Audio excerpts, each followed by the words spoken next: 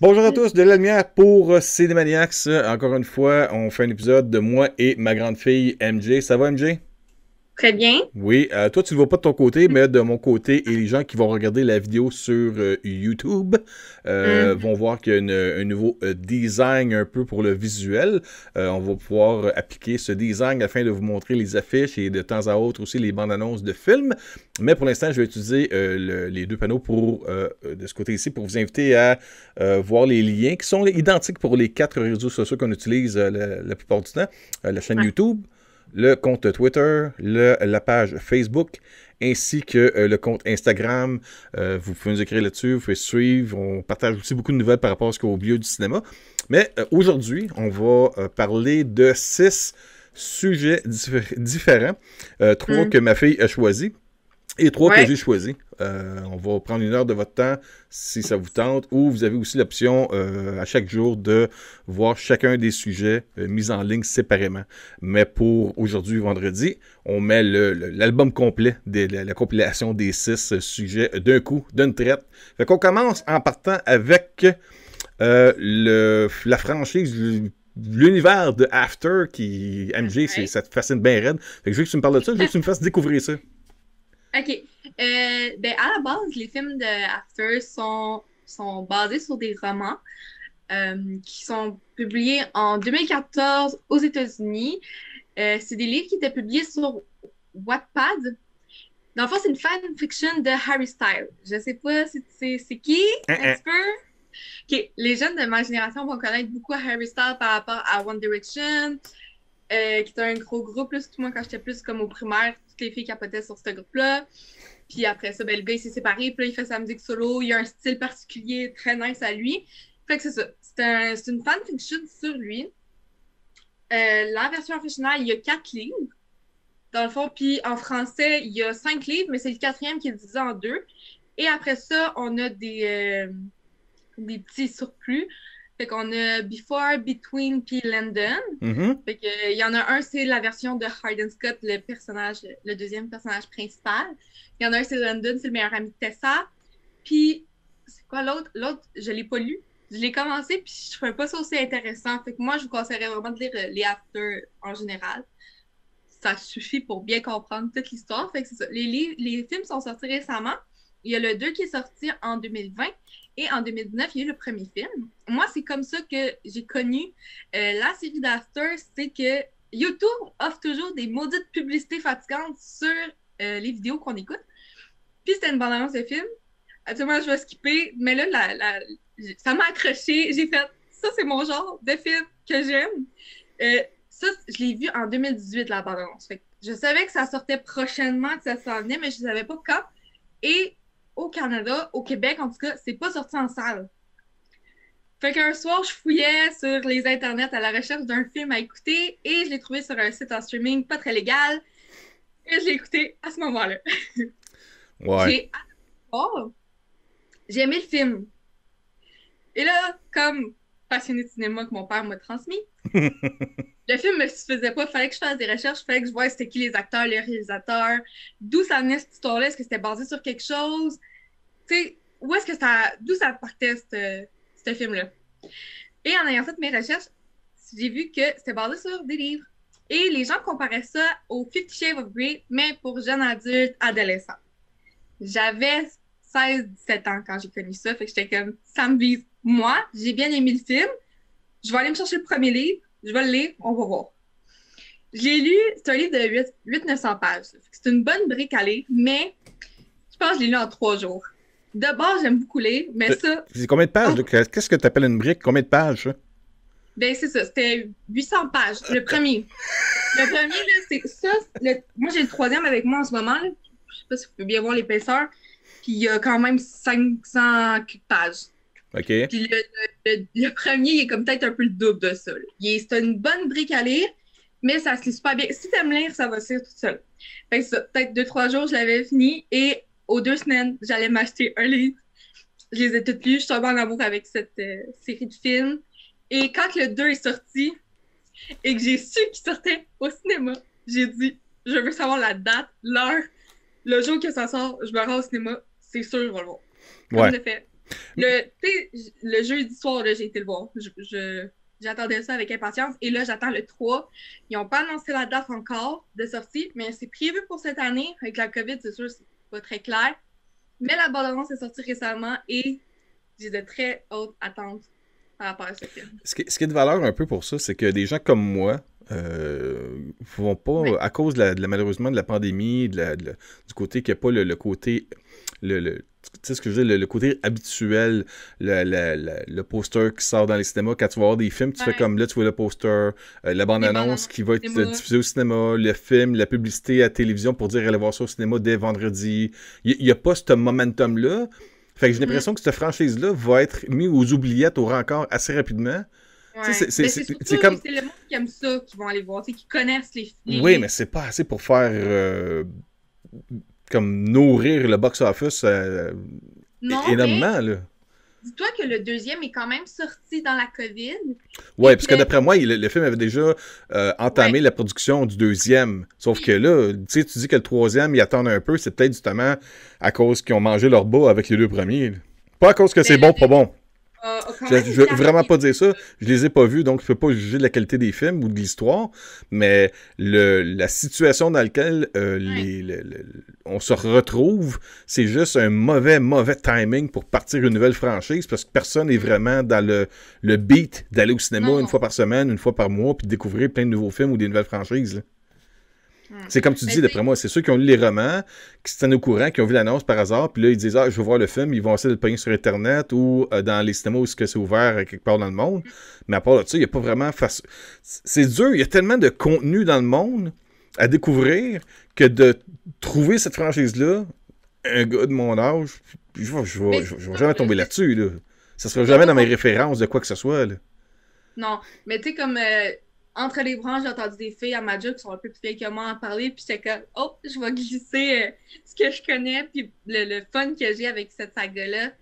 Fait que, tu sais, j'en entends quand même parler autour de moi un petit peu. Ça va pas rejoindre les gars, là. C'est un film de filles typique, la fille ben nounoune, genre, qui s'en va à l'université, puis qui tombe en amour avec le bad boy tout croche, qui a une enfance de merde. C'est typiquement ça. Puis les films sont pas comparables. Si vous aimez lire, allez vous acheter les livres. Ça vaut la peine. Puis, si vous voulez pas payer pour acheter les films, parce que moi, je les ai achetés sur Amazon parce que même s'ils sont trouvables en streaming sur Netflix et tout, je voulais avoir les films en main propre puis je voulais voir les suppléments. Mais le premier est disponible sur Crave en français. OK. Puis le deuxième est disponible juste en anglais sur Netflix, mais il est quand même disponible. OK. Ouais, moi, essaie de m'expliquer à moi, un vieux bonhomme de mon âge, là. Ouais, là, ça va être plus. C'est quoi? Tu sais, comme si je te fais une comparaison, mettons, je t'explique, moi, je t'expliquerai à toi, je voudrais te faire découvrir Footloose. Mais Footloose, c'est un jeune qui aménage dans une petite ville du centre des États-Unis avec son père, sa mère, et se rend compte après un certain temps qu'à cause du décès d'un enfant du maire et de sa femme, qu'ils ont banni la musique parce que ça le distrait, c'est ça qui a causé un accident mortel. Puis lui, c'est un tripeux de danse puis tout. Puis il veut essayer de redonner vie à cette ville-là en organisant une fête. Tu comprends un peu? Je suis capable de te mettre un peu dans l'ambiance. C'était quoi Footloose? C'est quoi After? Explique-moi à moi, c'est quoi After? Tu as environ 2 minutes pour me faire comprendre ça. Une jeune fille de 18 ans, elle s'appelle Tessa. Elle a vécu avec sa mère toute sa vie. Sa mère, elle travaille fort. Son père, il les a quittés quand il était jeune. C'est un alcoolique. Il est plus dans le décor, ça fait longtemps. Sa mère l'a eu pour mourir. Fait qu'elle a élevé sa fille pour être une femme forte, indépendante, qui n'a pas besoin d'un gars, puis qui n'a pas à se faire dire où aller puis quoi faire dans sa vie. Donc, 18 ans, elle s'en va à l'université à Washington. Et elle est la petite fille très refermée sur elle-même. Elle porte des jupes longues. Tu sais, elle aime la lecture, elle aime étudier, elle aime aller à l'école. C'est vraiment la fille comme très nerd, on pourrait dire. Ouais. Et à côté, on a Arden Scott, le bad boy en question, qui vient de Londres. Son père est un ancien alcoolique et est maintenant le boss de l'université. Est parti en Amérique, a refait sa vie. Et sa mère, qui habite toujours à Londres, était plus capable de l'endurer parce qu'il foutait toujours la marde avec ses amis qui n'étaient pas des bonnes influences. Puis, il a vu des choses dans son passé. Son père, c'est un alcoolique qui l'a maltraité un peu. Sa mère, il l'a vu se faire violer à un moment. Fait il a vraiment beaucoup de colère en lui. Il est renfermé sur lui-même. Puis c'est très je m'en fous tout. Là. Je pense à moi, puis c'est ça qui est important. Mhm. Et dans un party d'université, de fraternité, la coloc de Tessa, un petit peu à l'opposé de Tessa, là, vraiment le contraire. Fait que la fille est très le party, j'ai plein d'amis, l'école, je m'en fous, puis je foxe tous mes cours. Va l'emmener à la fraternité, vont jouer à Vérité aux conséquences, un bon jeu que tout le monde connaît. Et là, Tessa va se retrouver face à Hardin, mais elle a un copain. Donc, elle est comme, non, moi j'arrête ça. Et lui, qu'est-ce que ça fait? Ben, ça va. T'sais, il va aimer jouer avec ça. Puis là, ça va En gros, c'est l'histoire d'amour d'adolescents, étudiants qui après découvrir la vie, c'est ça? Ouais. OK, bon, correct. Bon, mais écoute, on va livres, compléter là-dessus en invitant peut-être les gens qui seraient fans de la série After, de la franchise, des films ou des romans, à commenter en vidéo s'ils sont intéressés, à peut-être me faire découvrir peut-être encore plus l'univers de After. Peut-être qu'avec toi, je suis sûr que s'ils entament une discussion via notre section commentaires de la chaîne YouTube, tu vas leur répondre, pas mal sûr. Ben oui, c'est ouais, ça, bon. je vois. Parfait. Alors ça, c'était notre premier sujet, After. J'espère que ça vous a fait connaître de quoi si vous ne la connaissiez pas et que ça vous donnait peut-être un peu de plaisir de savoir que même sur Cinémaniacs, on parlait d'une série comme After. Deuxième sujet maintenant, on va parler un peu plus de mon genre à moi. On va parler de le Army of the Dead, un nouveau film qui s'en vient le 21 mai sur Netflix exclusivement. C'est un film Netflix, c'est un Netflix Originals. C'est un film qui est réalisé par Zack Snyder. Ça suit en gros après une invasion de zombies, bien sûr, à Las Vegas. Il y a un groupe de mercenaires. Là-dedans, il y a Dave Bautista, qui est comme un des membres des mercenaires, qui font le pari de s'aventurer dans une zone qui est en quarantaine. C'est à la mode ces temps-ci, ces mots-là. Et pour réaliser le plus grand coup du siècle à Vegas. On parle d'un genre de vol de banque, de fonds de caisse, des casinos à Vegas. Là-dedans, il y a Dave Bautista, j'ai mal placé mon écran pour ça, et il y a plusieurs autres acteurs là, que vous ne connaissez pas les noms, mais quand vous les voyez, là, bien sûr, l'image est un peu plus petite à côté, là, mais c'est tous des visages que vous avez vus à quelque part ailleurs, puis ça donne un genre de film à la... Bon, je peux pas dire ça.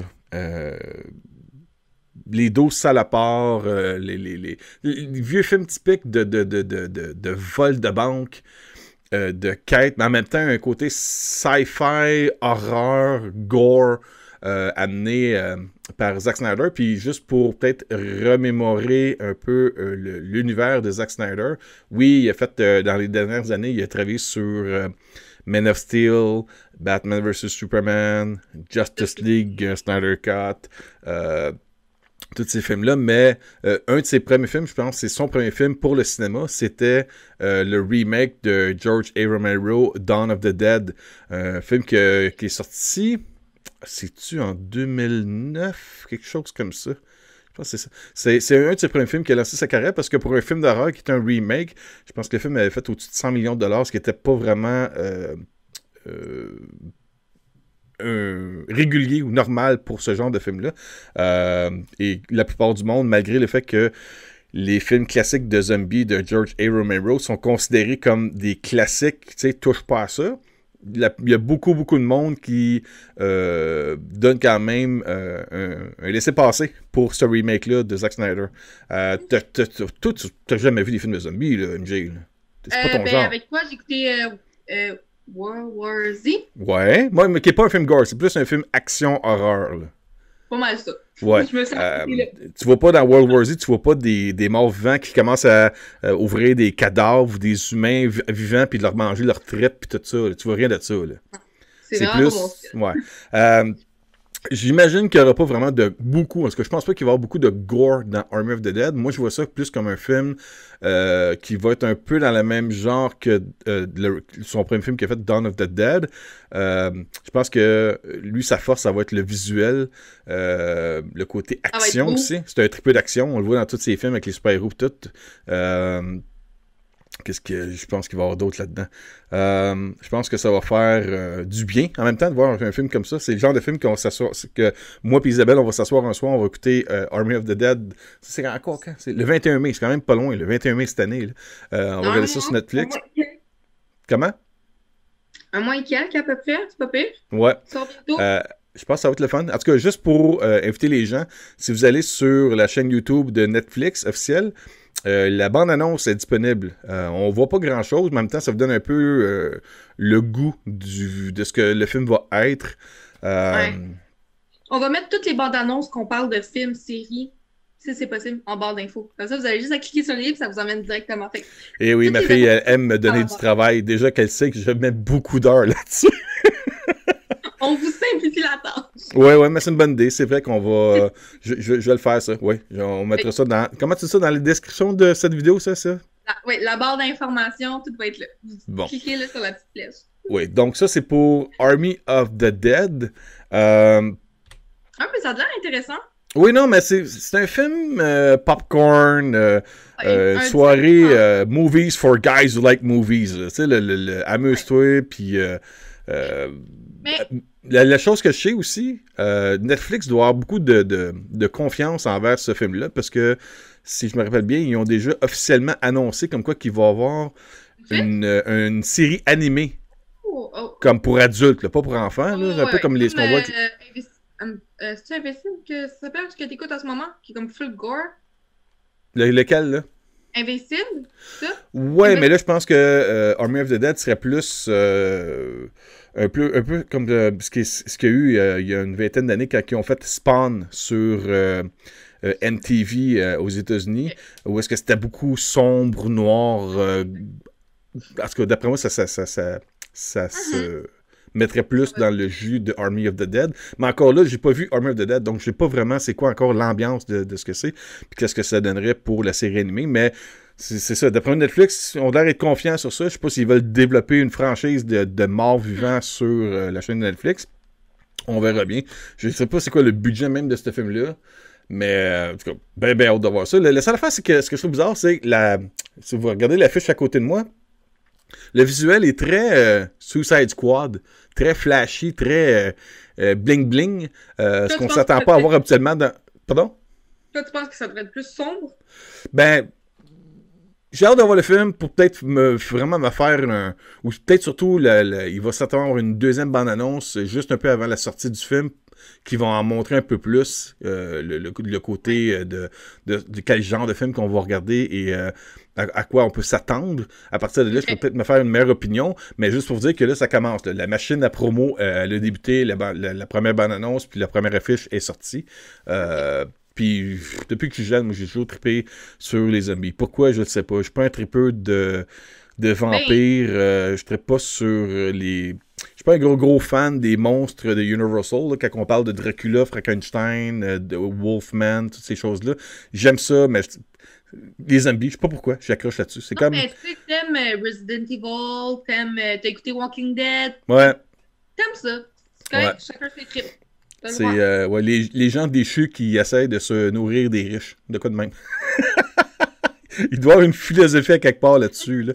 Alors, c'est ça. Alors, moi, je vous invite sincèrement, là, si vous avez quoi que ce soit, des questions, des commentaires, si vous avez même des suggestions par rapport à l'univers de soit Zack Snyder ou des films ou séries de morts-vivants, que ce soit Walking Dead, Z-Nation, les Resident Evil, il y a des nouveaux films qui s'en viennent, des nouvelles séries, je pense même sur Netflix aussi de Resident Evil, les figurines, les jeux vidéo par rapport à ça, je trippe là-dessus. Alors, oui, je regarde beaucoup de super-héros, je regarde Transformers, je regarde un paquet d'affaires, mais j'ai un bon penchant aussi pour l'affaire les films ou l'univers des zombies, quand c'est bien fait, bien sûr. Alors, dans les commentaires de la vidéo, vous savez, quoi que ce soit, je vais vous répondre, on argumentera là-dessus, puis on se dira lequel des deux, Dawn of the Dead original ou le remake est le meilleur, ça serait juste pour le fun. Alors ça, c'était notre... Pardon? On est très ouvert à toute proposition. Oui, puis comme ma fille dit, je vais mettre dans la description la bande-annonce du film Army of the Dead. Ça, c'était notre deuxième sujet.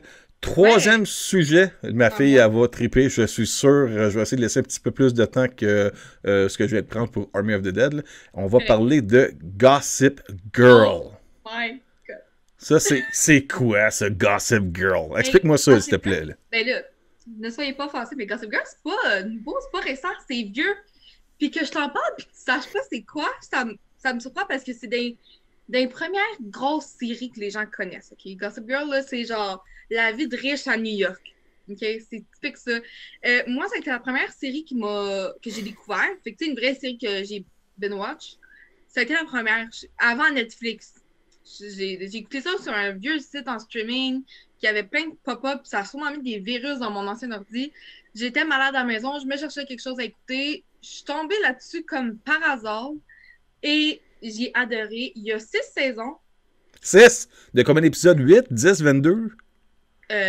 Entre 20 et 30, je pense, par saison quand même. Par saison, ok, ouais. C'est des épisodes de quoi? Une demi-heure, 1 heure? 45 minutes. 45 minutes, ok. Donc 1 heure, ça serait sur la télé conventionnelle. Ouais. Parce qu'il y aurait les publicités. Ouais. C'est ça, à la base, c'était pas une série. C'est vraiment avant Netflix. C'est une série que tu écoutais à la télé, puis tu sais, c'était un épisode par semaine. Ok. Juste que moi, quand je l'ai écouté, c'était bien plus tard après que ça l'ait sorti. Fait que j'avais pas à attendre des épisodes à chaque semaine. Toi, tu connais l'actrice principale, Blake Lively, que t'aimes bien. La demoiselle, la chanceuse qui a hérité de Ryan Reynolds comme mari. Oui.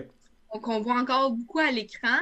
Il y a Leighton Master, je suis pas trop sûre de prononcer comme il faut son nom, qu'on a revu dans un film avec Adam Sandler.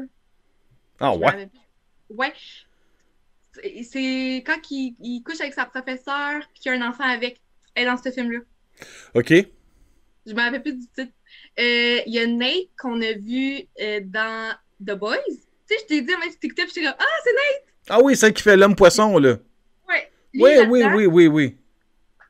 Chuck Bass qu'on n'a pas revu nulle part. On dirait que je suis pas au courant, mais je le suis sur les réseaux sociaux puis j'ai pas vu qu'il apparaissait dans grand chose. OK. Et on a Dan Humphrey qui joue dans la série You sur Netflix. Série très populaire. Je pense qu'ils sont rendus à leur 2e saison. Moi, j'avais écouté la première saison, j'avais bien aimé. Okay. J'ai commencé la 2e, puis comme à mon habitude d'écouter des séries, j'ai décroché et j'ai arrêté de l'écouter. Fait que je peux pas plus vous parler de ça. Mais les acteurs sont revenus là, pas mal dans plusieurs productions, dans plusieurs films et séries. Et Gossip Girl va reprendre très bientôt sur nos écrans sur HBO. Ils sont présentement en production à New York sur les fameuses marches du Met. Et j'ai très hâte de revoir ça. Dans le fond, c'est la nouvelle technologie parce que là, quand ça jouait à la télé, c'était les vieux téléphones, tu sais. La vieille technologie. Puis là, ça va être tout récent, tout nouveau, une nouvelle gang de jeunes à l'école, mais tous des enfants de riches que tout leur est dû dans la vie et qui sont habitués de jouer des mauvais coups pour avoir ce qu'ils veulent. C'est ce que c'est Gossip Girl. Mais moi, j'adore ça. Puis souvent, je le réécoute une fois par année. Et j'ai un petit penchant pour Chuck, fait que c'est comme ça. C'est... Il existe. L'affaire, c'est que c'est un effet de génération. Il y a toujours, d'après moi, là, quand j'étais jeune, c'est sûr que c'était pas des jeunes dans la série, mais lorsque j'étais beaucoup plus jeune, là, que j'avais peut-être ton âge, ma mère écoutait Dynasty, Dallas, où est-ce que c'était des gens riches. La misère des riches, tu sais, c'est ça. Un couche avec l'autre, l'autre vole de l'argent, le frère alcoolique ou qui consomme de la drogue. On voit ça dans plusieurs séries. C'est vraiment ça. Là. Puis là, ça doit être la misère des jeunes riches. Ça doit être ça, le Gossip Girl. Là. Puis c'est tout, c'est comme... Gossip Girl, en fait, c'est un site web, là, qui est relié, puis le monde envoie comme les rumeurs. Fait que tel a couché avec tel, celui-là, il a fait ça, puis là, ça se propage dans l'école, puis... Fait que c'est ça. OK, Gossip Girl, c'est... Dans la série, c'est... Un des jeunes ou une des jeunes qui, lui, possède le site web gossipgirl.com. En anonyme. En anonyme. Mais est-ce que les gens qui regardent Gossip Girl, est-ce qu'ils savent lequel des jeunes gère ça? Non. Puis, je vais pas vous le spoiler parce que si vous l'avez pas écouté et que vous avez mon âge, vous allez vraiment aimer ça. Mais la voix de Gossip Girl, c'est tout le temps une femme. Fait que tout le monde s'attend à ce que ce soit une femme. Gossip Girl. Puis c'est ça qui était patent, là. Je vous le dis, la dernière saison, c'est au dernier épisode. Fait que tu l'écoutes au complet pour savoir c'est qui. Et moi, j'étais comme ça. Il y a personne qui s'attendait à ce que ça soit elle ou lui, Gossip Girl. OK. Fait que la voix, elle est féminine pour tout le long de la série, sauf qu'à la fin, on voit que c'est une personne. On dit pas le gars, le fille, je sais pas. Ça se peut que je l'écoute jamais aussi, je te dis ça comme ça, là. Il est sur Netflix. Il était censé l'enlever, mais ils l'ont pas enlevé, finalement. OK. Puis là, c'est quoi, tu nous parlais de ça, parce que c'est quoi, ça revient, c'est ça que tu dis? Ouais. Dans le fond, c'est ça, c'est pas un remake, c'est pas. C'est juste une nouvelle entrée d'étudiants. Fait que c'est comme une suite avec des nouvelles saisons. Mais c'est vraiment pas un remake, là, c'est pas refaire. C'est juste, c'est comme l'évolution de Gossip Girl. Où est-ce qu'elle en est? Parce que là, le site avait été fermé. Mais tu sais, des jeunes dans une école, il y en a un là-dedans qui va repartir ça, puis c'est ça qui s'en vient. Et vous OK. pouvez aller sur le compte Instagram de Gossip Girl. Ils posent tous les jours là, des photos de la production, des jeunes qui sont dans les marches, qui sont en train de tourner les scènes. Fait que c'est en train de se faire. C'était censé sortir en 2020. La pandémie, elle a comme tout retardé la production. Fait que là, Ouais. tout est en train de se faire, puis c'est ça. Ça sort sur HBO. Sur HBO. OK. Ouais. Puis, est-ce que tu es au courant? J'imagine que oui, ou que tu vas pouvoir me répondre. Est-ce que les membres originaux de Gossip Girl vont revenir en tant que caméo? Ou est-ce qu'ils sont rendus les parents des jeunes qu'on va voir dans la série? Est-ce qu'ils sont reliés de loin? Ou c'est vraiment juste une nouvelle gang qui s'approprie le... Ce que j'ai lu sur des sites internet, là, c'est vraiment plus comme on oublie les anciens, on passe à autre chose. T'sais. OK, donc ceux qui travaillent sur la série ont gardé le nom, mais ils font tout leur sauce à eux autres. Là. Ouais.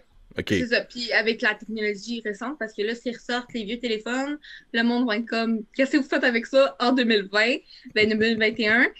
Mais moi, personnellement, j'ai un petit espoir de revoir des caméos. Je veux dire, Blake Lively, là, s'il te plaît, mettez-la, elle est super importante. C'est genre, c'est le personnage principal. Je veux l'avoir un petit passage. Comme dans la série High School Musical, il y a une des actrices qui était dans les films, là, qu'on a vu un moment dans une série, puis moi, j'étais toute contente. On veut ça, mais je peux pas dire que ça va arriver. Je veux pas dire n'importe quoi, fait que je préfère dire que je le sais pas. Là, que tu dis que tu sais pas si c'est un reboot, sequel, remake, quoi que ce soit en tant que série, eux, est-ce qu'ils annoncent la prochaine saison comme la 7e saison ou comme une nouvelle saison 1? Comme une nouvelle saison 1, okay. Mais ils veulent pas effacer ce qu'ils ont fait. Tu sais, c'est ça.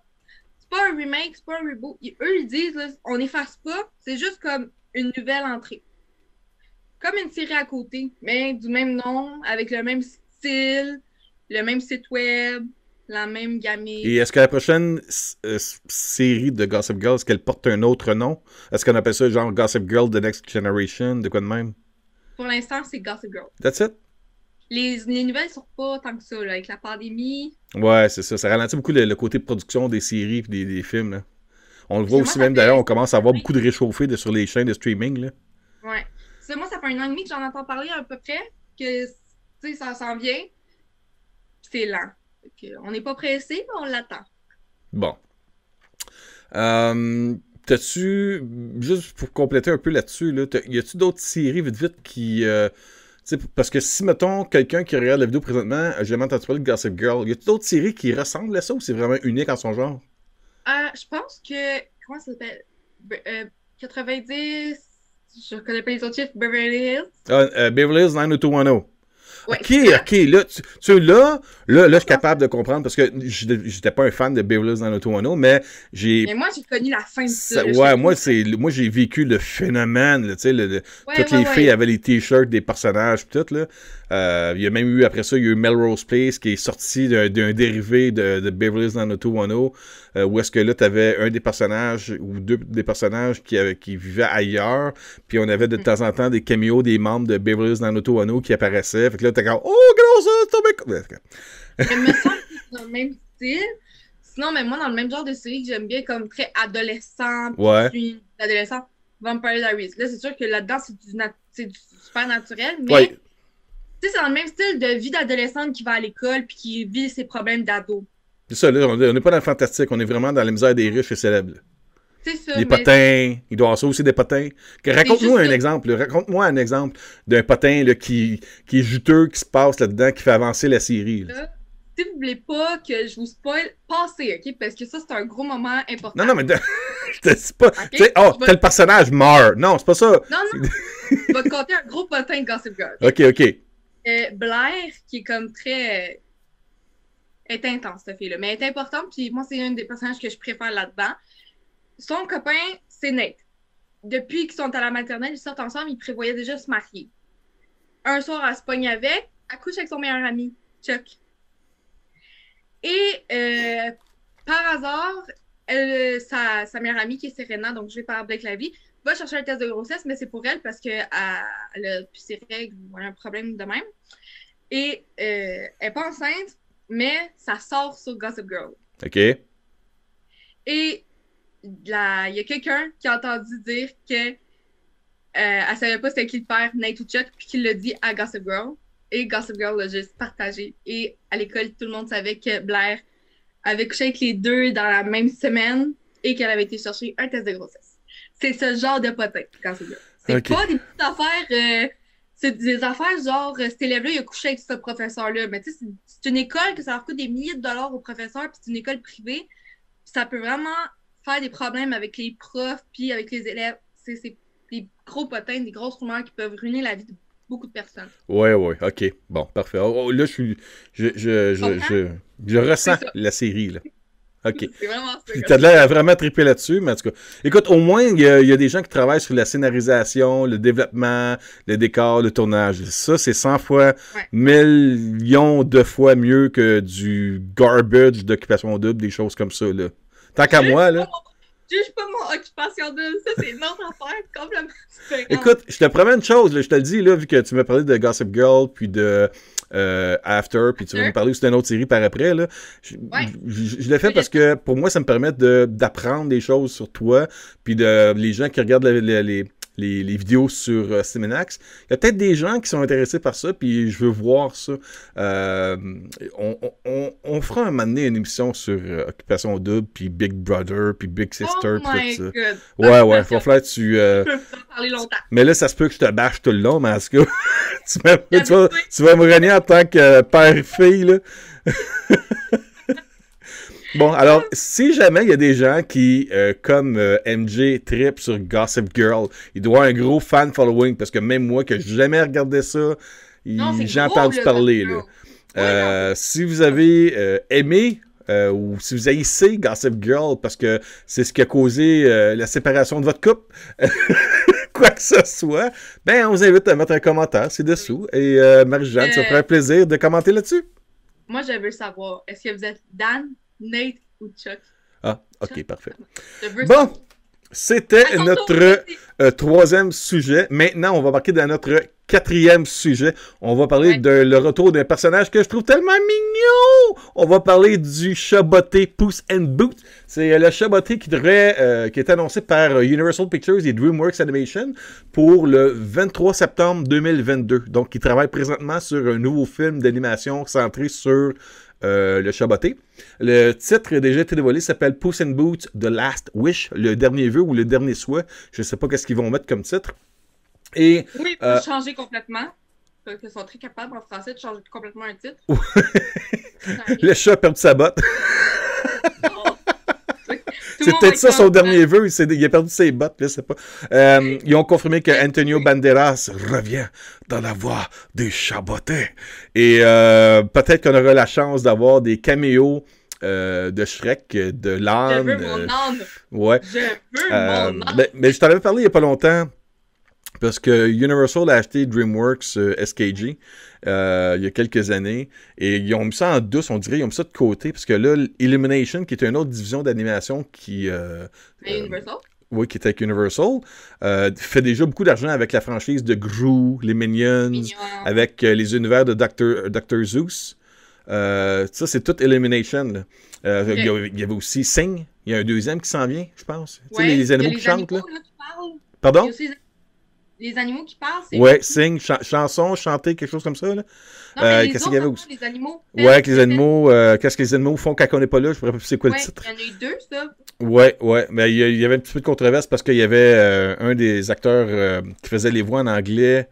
Là, j'ai le blanc de mémoire qui a été pogné dans le phénomène MeToo, puis pour faire le personnage principal dans le deuxième, il a fallu qu'il prenne un autre acteur. En tout cas, ça a peut-être un peu ôté le cachet de cette franchise-là. Mais en tout cas, toi puis moi, on en parle depuis un bout. Ça fait un bout qu'on veut revoir Shrek au grand écran. Je veux mon Shrek! Oui, que ce soit un Shrek 5 ou un reboot un peu, mais encore là, c'est presque impossible de faire un reboot de Shrek. Parce que Shrek, c'est Mike Myers. Lance, c'est Eddie Murphy. Fiona, c'est Cameron Diaz. Tu sais, c'est des personnages qui... Ouais. On voit... En français. Pardon? Moi, je les ai connus en français. Oui, non, mais parce que moi... en voyant les films dans leur langue originale, Je connais. tu sais, je vois Shrek, puis je vois Mike Myers dans ma tête. Hmm. Tu sais qui est Mike Myers?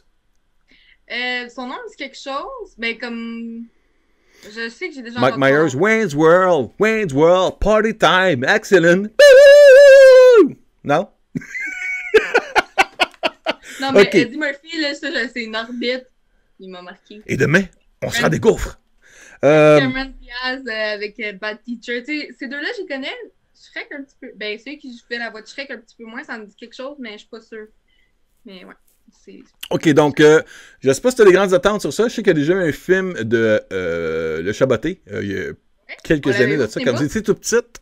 Ça avait quand même un bon succès. C'était une des rares fois qu'il y avait un spin-off, un film dérivé d'une franchise déjà Ouais. connue chez C'est DreamWorks. bon. Puis ça, ils l'ont refait par après avec Minions. Quand Minions est sorti, c'était un dérivé de la franchise de Détestable Moi.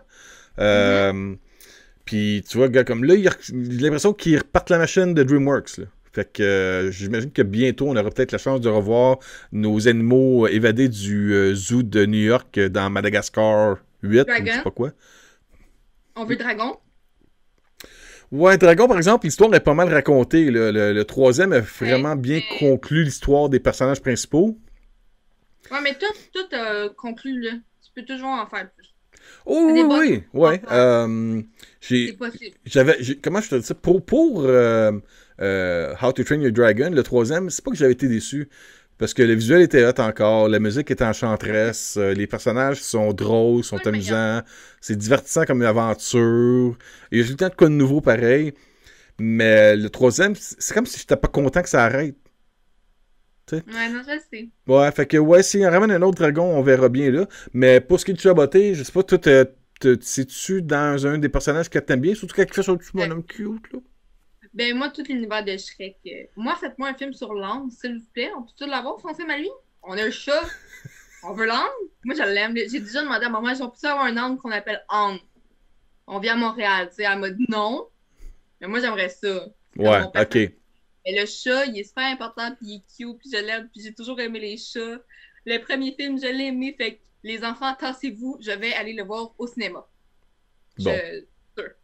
Est-ce que tu te rappelles du premier film de Chaboté? Ouais, un peu quand même, mais il faudrait que je le revoie parce que ça fait longtemps. Ben, c'est peut-être ça qui va arriver. Le fait qu'ils vont relancer un peu les On a univers de DreamWorks Animation, j'ai l'impression que ça va nous redonner le goût. Puis je pense que justement, que c'est cet été ou dans quelques semaines, quelques mois, ils ressortent en 4K, réédités en ultra haute définition, les 4 films de Shrek. Ouais, Fait que ça va nous remettre dans le beat. Pas mal sûr que je vais certainement me pogner. ouais, Si c'est pas le premier, au moins le 1 et le 2. Le 2 est ouais. tellement comique.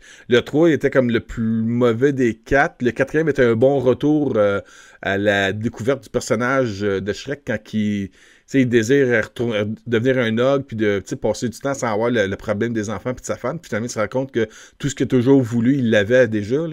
Là. C'est quand même bien Shrek Forever. Fait que je sais pas. Encore là, je sais pas s'ils vont faire une suite, s'ils vont faire un reboot, s'ils vont partir de l'univers, quoi que ce soit. Est-ce que Universal va faire la gaffe de vouloir créer un univers cinématographique de DreamWorks ou est-ce que tous les personnages vont s'interconnecter? Aucune idée. Je sais qu'il y a des jokes, des fois, des petits clins d'œil, là, quand que là, j'oublie les noms des personnages, mais dans Madagascar, à un moment donné, quand que il s'écrase sur l'île de Madagascar, le lion, il cherche des personnages, il est un peu dans la lune, puis à un moment donné, il nomme Fiona là-dedans, là, tu sais.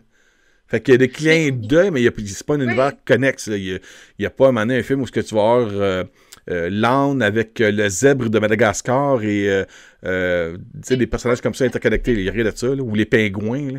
Les Ouais. pingouins mafiosos. En tout cas, Mais j'en parle parce que je suis content qu'Universal remette en développement l'univers du Chaboté. Et certainement, je suis pas mal sûr que si ça fonctionne bien au cinéma, qu'on va voir Shrek par après, puis les autres tout revenir. oui. Un qu'on n'a pas parlé, pas parce je voulais pas parler nécessairement de tous les univers de DreamWorks, mais moi, si tu me demandes si j'aime plus Dragon ou Panda, Oh my God, ben oui, Panda! Oh Panda, wow, ça fait longtemps! j'adore l'univers de Kung Fu Panda. On veut avoir ça. Seigneur. Moi, je suis un enfant, OK? 18 ans et toujours enfant. Je veux aller. Oh oui! Mais oui, Kung Fu Panda, les 3 films sont merveilleux. Et ça fait que, en tout cas, tant mieux. Ça nous a peut-être refait vers un peu nostalgie à toi et à moi. Ouais. Ces gens-là, encore une fois. À 10 heures le matin. On se rappelle. Je me répète un peu, mais pour les gens qui regardent la vidéo pour le chaboter, ce qu'ils appellent en anglais le Puss in Boots The Last Wish, l'annonce de ce nouveau film, dans les commentaires, n'hésitez pas à nous dire peut-être lequel des films que vous préférez dans l'univers de DreamWorks. Qu'est-ce que vous attendez sur une suite à Puss in Boots? Est-ce que vous pensez que ça va être un remake? On va peut-être repartir l'univers de DreamWorks à partir du film de Puss in Boots, je sais pas. Malgré que le titre le dit bien que c'est The Last Wish, donc c'est peut-être le dernier vœu, c'est peut-être une conclusion de l'univers, puis on va repartir de quoi par après, en tout cas. Commentez ci-dessous, puis encore là, moi ou Marie-Jeanne, on se fera un plaisir de répondre à vos questions ou à vos suggestions. Ça va être super le fun. Moi, je serais curieuse de savoir, là, attends qu'on Oui. encore prochain sujet. Les parents d'aujourd'hui, est-ce qu'ils vous faites encore écouter ces films-là, vos enfants, ou c'est juste nous autres qui regardent? J'espère. Parce que ces films-là sont pas trop enfantins. T'sais, on n'est pas dans les Teletubbies ou dans les Mélodies Lou. C'est pas. C'est plus pour les jeunes enfants de. Quel âge tu dirais, toi, mettons 5 ans à 15 ans? Pas chercher. Non, mais le public cible à la base de 5 à 15 et 45, je sais pas. 5 à 15 ans. Ouais. Cinquième sujet, c'est toi qui vas triper là-dessus. On va parler de Outer Banks, qui est une série, je pense, en exclusivité sur Netflix. Outer Banks, c'est quoi ça? Tu m'as amené un sujet encore de quelque chose que je connais pas. Je le sais, mais toi, tu me fais tout le temps découvrir des choses. Fait que là, je trouve ça fun de te parler de ce que moi, j'aime. Ouais, OK. C'est une gang d'adolescents qui vivent sur une île. Une île qui fait tout le temps beau. La mer, la plage, les jeunes vont surfer.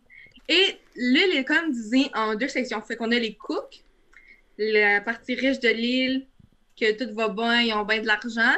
Et les pogs, ça, c'est comme ceux qui ont moins d'argent, les pauvres qui doivent travailler pour les riches. Et donc, le père de Genby, le personnage principal, a laissé une quête à son fils pour trouver le Royal Merchant. Je veux pas... Je suis en train de moffer le nom, là, mais en tout cas, pour trouver un trésor.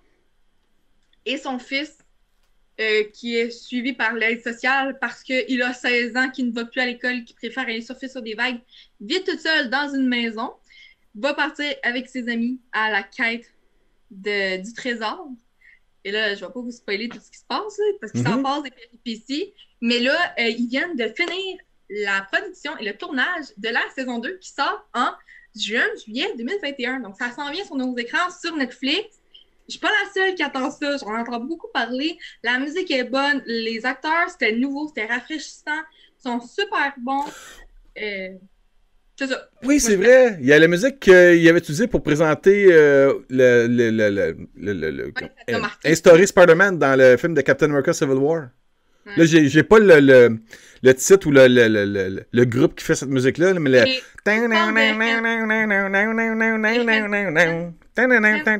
Là, j'ai pas le titre, là, mais en tout cas, vous comprenez. Puis anyway, sur YouTube, on peut pas mettre de musique, là. Ouais. Je me sens que c'est Hands for Free, Hands Free, je sais même. OK. Ça ressemble à ça. Mais oui, moi, j'ai adoré ça. Puis quand je suis tombée là-dessus sur Netflix, là, j'ai ouvert, puis tu sais, en haut, tout le temps une bannière avec une nouvelle série ou un nouveau film présenté par Netflix. Il y avait ça. Puis là, la bande-annonce est comme partie. Le demo reel a commencé, ouais. Puis là, j'étais comme, une gang de jeunes sur une plage qui cherchent un trésor. Pourquoi pas? Il y a 10 épisodes, je pense. Il y a une saison, 10 épisodes. 3 jours, je l'avais fini. Mais là, ça, tu les as déjà écoutés, là? Oui, la saison 1, moi, est finie. Ça fait longtemps que je l'ai écouté quand ça a sorti. C'est l'été. Pendant le confinement, j'avais juste ça à faire. OK. Et que je l'ai écouté. Fait que là, y a-t-il une deuxième saison qui s'en vient, quoi? Cet été. OK. Fait que l'affiche que je vois là, qui annonce pour le mois, c'est dans une semaine ou 2, là? Oui.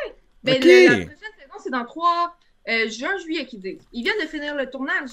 OK, donc, la deuxième saison, si je peux me permettre, sans que tu me gâches pas que ce soit d'informations, parce que je t'avoue que quand je l'ai vu, oui, j'ai dit, Ça, c'est pour Marie-Jeanne, c'est plus ado. Mais ça avait l'air quand même bien fait. Ça avait l'air d'un mélange de National Treasure avec le Sud, les jobs d'été, ces affaires-là. Ouais. Tu sais, les gars torse nus, les filles avec les cuisses qui se interminables, tu sais. Et Ah ouais. ils n'ont pas peur de rien, ils sont Non. invincibles. La quête de la vie éternelle, de la richissime, en tout cas. Peut-être tout pour faire rêver, là, avec le soleil qui se couche sur l'eau, puis Mhm. je Des me belles semble plages à perte de vue. ouais, c'est ça, ça va être pas pire. Je te dirais que je vais peut-être la regarder, ça. Ça m'attire plus que Gossip Girl ou, ouais, ou After. Parce qu'il y a un côté peut-être aventure qui m'attire un peu Ouais. là-dedans, je dirais. C'est pas, c'est pas une Outer histoire Banks, Outer Banks. C'est dans quel secteur ça se passe, cette série-là? au Outer Banks. Quel C'est une état? place. Pardon? Attends une minute. On est-tu dans, comme en Floride, de quoi de même? Je m'en rappelle plus, j'avais regardé. C'est sur la côte à quelque part. Oui, il y a Je deux me suis côtes, hein. Il y a la regardé. côte Est, la côte Ouest. Attends, je vais regarder ou peut tu couperas ça. Je vais regarder parce que l'autre fois, je l'avais trouvé. Ah, ben là. C'est Outer Banks. Moi, en tout cas, ce que je me rappelle, il me semble, ça avait l'air très Floride là, comme design. Je vais pas le couper, là, je vais juste continuer à parler. Quand j'ai regardé les annonces, j'ai fait ouais, ça allait pas pire. Oui, ça vise une clientèle adolescente et le côté du fait que j'ai vécu quelques années en Floride, je suis pas mal sûr que ça se passe en Floride. Du côté, Ouais. Ben, c'est une place qui fait chaud, là, puis qui fait beau. ouais, place qui fait chaud. Il n'y a pas grand place de Ouais. même, hein, en tout cas, c'est pas au Québec, là. Malgré qu'on est quand même bien de ce temps-ci, hein. Oui, on a des belles températures en ce moment, c'est le fun. Bon. Outer Banks. Puis, deuxième saison qui s'en vient, c'est c'est une série de combien d'épisodes, de combien de temps? En Caroline du Nord. Dingue, Caroline j'ai Dizard. OK, trouvé. on est juste un peu en haut de la Floride. Ouais. OK. Excuse-moi, ta question? Oui, la question, c'est un peu comme les autres séries. Parce qu'un film, on peut tout le temps s'attendre qu'un film dure autour de 2 heures. La série de Outer Banks, la saison 1, il y avait combien d'épisodes? Chaque épisode est d'une durée de combien de temps? C'est à peu près 10 épisodes, entre 8 et 10, là. OK? Je sais que c'est à peu près ça. Et de 45 à 50 minutes chaque. C'est quand même un bon épisode. OK, fait que ça peut se binge-watcher comme assez bien, là. Oui, un week-end, vous en avez en masse. OK, Moi, je Outer travaillais en Banks. week-end, mais sinon, je l'aurais écouté bien plus vite que ça. Y a-tu, là, je me répète un peu dans mes questions, mais c'est parce que c'est nouveau pour moi de, de découvrir de quoi à travers les émissions de YouTube. Est-ce que tu peux peut-être m'amener une autre, vu que toi, tu as regardé la saison au complet, y a-t-il autre chose que tu penses que peut-être moi je connaîtrais qui ressemble à ça? Pour vrai, moi, j'ai trouvé ça nouveau, mais les Goonies, hey, c'est bizarre, hein? Les Goonies, Les Goonies! une gang de jeunes qui partent à la recherche d'un trésor et qui ont des aventures. Hey, j'avais pas vu ça de même, mais c'est peut-être ça qui a fait Là, que. ta question vient de me faire penser. Genre, j'avais pas pensé à ça quand je l'ai écouté, mais c'est vrai. C'est une gang de jeunes. Ils sont juste pas juste des enfants. Ils sont plus vieux, c'est des ados de 16-17 ans Ouais. qui partent à l'aventure puis qui ont rien à perdre. Les Goonies en Caroline. Puis là, il n'y a pas de C'est- créatures, il n'y a pas de schlock, il n'y a pas de Non, pirates, là, non, c'est. non, mais il y a des affaires. Il y a OK. des pirates. Tu peux-tu peut-être pour moi, là, donne-moi de quoi pour m'accrocher à peut-être me forcer à vouloir le regarder. Qu'est-ce qui ferait. Y a-tu quoi que si tu peux me spoiler vite vite, là, qui est pas majeur, qui ferait que tu dirais, OK, mon père, si je lui dis ça, il va regarder la série? Les personnages ont tous l'air super fins, mais on peut pas faire confiance à tout le monde. Puis il y en a là-dedans là, qui sont très. Ça, c'est toutes les Tu séries, MJ. Moi, je parle, est-ce qu'on se rend compte qu'il y a, un peu comme quand on a regardé le premier Pirate des Caraïbes, on se rendait compte que les pierres étaient maudites, que quand tu prenais les pierres du trésor, tu devenais... Non, mais je peux te dire par contre que tu sais, tout le monde pense que le trésor va être difficile à trouver puis qu'il est genre à l'autre bout du monde. Le trésor est très près d'eux, plus près qu'ils le pensent. Puis le père était à ça de retrouver le trésor. Parce qu'il faut dire que le père est déclaré comme mort, là. Il a disparu dans sa quête. Fait que c'est pour ça que le jeune il se ramasse comme parent. Sa mère a s'est sauvée quand il était jeune. Puis il apprend là, en faisant ses recherches pour se rendre au trésor, il apprend que son père était à ça de le trouver, qu'il a laissé des indices pour le trouver tout le long, juste à lui, OK. et que le trésor est très, très proche. D'un Bon. endroit qu'il connaît quand même très bien. S'il y en a qui, comme MJ, ont regardé la saison 1 de Outer Banks sur Netflix, je vous invite à laisser un commentaire sur la chaîne YouTube. Marie-Jeanne elle fera certainement... moi, elle veut me faire travailler en mettant des liens sur la description de la vidéo. Moi, je vais la faire travailler en vous répondant à toutes les questions et Mais suggestions que vous avez pour elle. Euh, non, C'est la première à me dire « Papa, t'as un commentaire, t'as pas répondu. » Minute, je travaille. Ouais, fait que c'est ça. Outer Banks, parce que je vais peut-être... on l'écoutera ensemble, parce que là, la saison 2, elle s'en vient, il faut que je le réécoute de toute façon. Ouais, l'affaire, c'est moi et Isabelle, on regarde tellement déjà d'autres choses que c'est tough. Tu sais, comme... Ouais, je sais. Notre temps est limité, malheureusement, Marie-Jeanne. Notre temps est limité. Lorsque tu seras sur le marché du travail, tu vas te rendre compte que le temps est limité. Tu peux pas emprunter du temps. Non. Donc, quand tu consommes de quoi, tu veux te satisfaire. C'est le fun de découvrir de quoi, puis que c'est bon. Fait que c'est ça que j'espère. Je vais essayer de peut-être regarder 1 ou 2 épisodes. Puis si j'accroche, ben on verra là-dessus. Fait que merci beaucoup. Là, on va aller à notre sixième et dernier sujet, qui est un sequel qui date depuis un méchant bout, qui va finalement sortir au cinéma. On parle de Basket Spatial Space Jam, qui est A New Legacy, une nouvelle ère qui va être offerte dès le 16 juillet 2022. C'est... dans un an. C'est-tu 22? J'ai-tu fait une erreur, marquer la date 22 ou 21? Bon, je viens de faire peut-être une erreur. D'après moi, c'est 2021. Ouais, c'est cette année. Ouais. J'ai pris, dans mes notes, j'ai marqué 22. C'est pas grave. Les gens qui ont vu l'annonce, puis c'est pour ça justement que je voulais en parler en conclusion de l'émission. Basket Spatial, une nouvelle ère, un nouveau film qui nous ramène les personnages de l'univers de Looney Tunes. On parle de Bugs Bunny, Daffy Duck et tous les autres là-dedans. Comment qu'elle s'appelle, là? La petite jaune? Babe Bunny? Ouais, je pense que c'est ça. Babes Bunny, c'est ça? Parce que, regarde, je m'excuse pour... J'ai l'impression de regarder à l'extérieur de mon écran, mais j'ai le synopsis, ça dit « Bienvenue dans une nouvelle ère. Le champion de la NBA et figure planétaire LeBron James se lance dans une épopée remplie d'aventures aux côtés de l'impérissable Bugs Bunny. Au cours de cet événement, mêlant animation et prise de vue tournée en réel, Basket Spatial, une nouvelle ère, par le réalisateur Malcolm D. Lee et une équipe de cinéastes innovateurs comprenant Ryan Coogler. Ryan Coogler, c'est lui qui a travaillé sur Creed et sur Black Panther. Donc, un homme d'expérience. Ryan Coogler et Maverick Carter.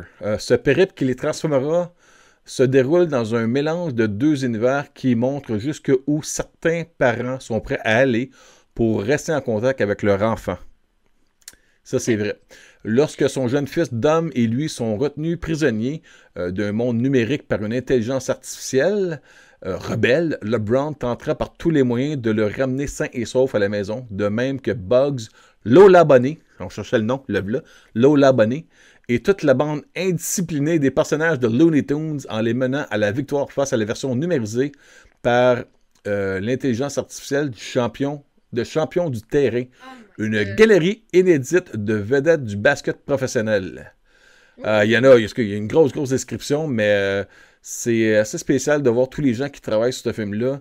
Le côté qui est très surprenant, je vous invite fortement à regarder la bande-annonce si vous ne l'avez pas vue. La bande-annonce, c'est le nombre incalculable et hallucinant de personnages, de propriétés intellectuelles de Warner Bros. Qui sont présents à l'écran. Tu sais de quoi je parle, Marie-Jeanne, tous les personnages qu'on voit, on voit des dragons de Harry Potter, on voit... Pas juste Looney qu'on voit, là, ça va plus loin que ça. Moi, quand tu m'as montré la bande, qu'est-ce que je t'ai dit? C'est comme le film de Steven Spielberg. Ouais, c'est Ready Player One en version Looney Tunes. Ouais, il y a tellement de personnages que tu t'attends pas à voir, puis juste, je pense que ça serait le fun de le faire à un moment donné ensemble, regarder la bande puis mettre pause sur ce moment-là, puis faire lui est là, lui est là, lui est là. Je l'ai fait, ça. Parce que moi, je l'ai pas fait. Puis je trouve ça le fun. Puis je m'attendais pas à ça, qu'il y ait autant de Moi, présentement, là, j'ai découvert qu'il y a une séquence qu'on voit côte à côte, un côté de l'autre. On voit, bien sûr, c'est pas les mêmes acteurs. Sauf qu'on voit très bien le design du personnage. On voit le pingouin dans Batman Returns qui était joué par Danny DeVito. Puis à côté de lui, il y a le pingouin de la série de Batman avec Adam West dans 67. T'as les deux pingouins. De l'autre côté, t'as Pennywise des films de It. Tu sais, ça. T'as l'ancien puis le nouveau? Non, j'ai juste vu le nouveau. Puis à côté, t'as Mask qui était joué par Jim Carrey, le Masque. Oh, oui. Bon, oui, ça. après ça, en arrière-plan, t'as toute la gang de Scooby-Doo avec le Mystery Machine, Sammy, puis tous les autres personnages. T'as la Captain Caveman qui est là. T'as même, mon Dieu, les personnages qui ont été présents dans le dernier film de Scooby-Doo, qui a un genre de super-héros, puis d'autres personnages aussi là-dedans qu'on voyait sur l'affiche, qui sont présents à l'écran dans la foule. On voit les Iron Giant, le Iron Giant qu'on a vu aussi dans Ready Player One, qui est là-dedans encore. Qu'est-ce que j'ai vu d'autre aussi? Il y a les pierres à feu sont là. Les pierres à feu, Yugi l'ours. Même Squiggly Diggly, la pieuvre Squiggly Diggly est là. Qu'est-ce que j'ai vu d'autre aussi? Ça va être hilarant comme film. Mais je pense que ça va être... toi, t'es trop jeune, tu l'as pas vu. Tu l'as pas vu, mais quand j'habitais en Floride, là, on parle de plusieurs années, là, à Universal Studios, il y avait un manège qui s'appelait The Fantastic World of Hanna-Barbera, où est-ce que tu découvrais à travers, à l'entrée, tu avais Joseph, Anna et William Barbera, je pense, je me rappelle plus, je me mélange peut-être les noms, là, les deux fondateurs de Hanna-Barbera, les créateurs de tous les personnages qu'on connaît, de Yugi l'ours, la fourmi atomique, le bon vieux Charlemagne, Rocky Belles Oreilles, Squiggly Diggly, mon Dieu, il y en a un paquet de ces personnages-là, les pierres à feu, les Jetsons. Il y avait un manège qui était à Universal où est-ce que tu découvrais un peu comment l'histoire de ces... de la création de cet univers-là par les deux fondateurs. Puis après ça, tu avais un manège où est-ce que tu sais, les manèges que tu t'assis dedans, ça bouge, puis tu as un écran de cinéma en avant. Puis c'était une mission où il fallait que tu sauves l'enfant des Jetsons. Puis là, tu passais à travers tous les univers de Hanna-Barbera. Tu arrives dans l'ère des préhistoriques, des pierres à feu. Tu allais dans l'ère du futur des Jetsons. C'était hallucinant, ça. Puis d'après moi, ce film-là va être un mélange de Ready Player One, de l'histoire un peu de ce qui s'est passé avec le premier Space Jam avec Michael Jordan, et ce manège-là de Fantastic World of Hanna-Barbera, où est-ce que tu vas voir plein de personnages qui appartiennent, qui ont des propriétés intellectuelles qui appartiennent à Warner Bros. Moi, j'ai été surpris. Quand j'ai vu l'annonce, je pensais juste voir une suite pseudo-remake du Space Jam original de Michael Jordan et Bugs Bunny. Mais même si on a le même genre d'histoire où est-ce que le joueur professionnel, là-dedans, c'est LeBron James, qui doit sauver l'univers en gagnant une partie très, très spéciale de basket. D'après moi, ça, c'est la seule chose qui reste pratiquement identique au film original. Je pense que tout le reste, le contexte, le visuel, l'habillement, même l'esthétique, parce que là-dedans, on voit la transformation de Bugs Bunny et des Looney Tunes en personnages numériques 3D, là. Mais style, je sais pas si je me trompe, comment ça s'appelle? Avec Betty Boo. Puis, tu sais, là, avec le lapin. Ah, toi, tu parles de Who Framed Roger Rabbit? Ça a de l'air dans le même style, tu sais, les bonhommes qui ont de l'air vrai, mais toujours cartoon un peu. Ouais. Ça a de l'air tellement bien fait, c'est fou. Non, moi, j'ai toujours aimé un peu l'animation, la science-fiction, le côté fantastique. Puis, quand j'ai vu je m'attendais à pas grand-chose de... parce que je suis pas un fan de basketball, à la base. C'est ça qui est un peu ridicule. LeBron James, moi, là, il passait devant moi, puis je le reconnaîtrais pas. Là, je suis pas le basketball. J'écoute... en travaillant le jour, je suis les nouvelles de sport, mais encore là, même au Québec et à Montréal, on ne parle pas beaucoup de basketball. Il y a des sections, des chroniqueurs qui vont parler spécifiquement de basketball, mais c'est pas un public large au Québec, parce qu'il n'y a jamais eu vraiment d'équipe de la NBA ici. LeBron James, je le connais juste de renommée ou ce qu'on voit, mais la bande-annonce du film m'a vendu le film. Ouais, c'est sûr qu'on avait commencé, me semble, son documentaire sur Netflix, puis c'était pas pire. Ouais, mais ça, c'est l'histoire de Michael Jordan. Ça s'appelle The Last Dance. Tu vois, je connais tellement pas ça. Moi, tout le monde est la même personne. Là. Ben, c'est parce que Michael Jordan c'est comme... tu sais, aujourd'hui, je sais que le Canadien de Montréal joue au hockey, mais je regarde plus le hockey.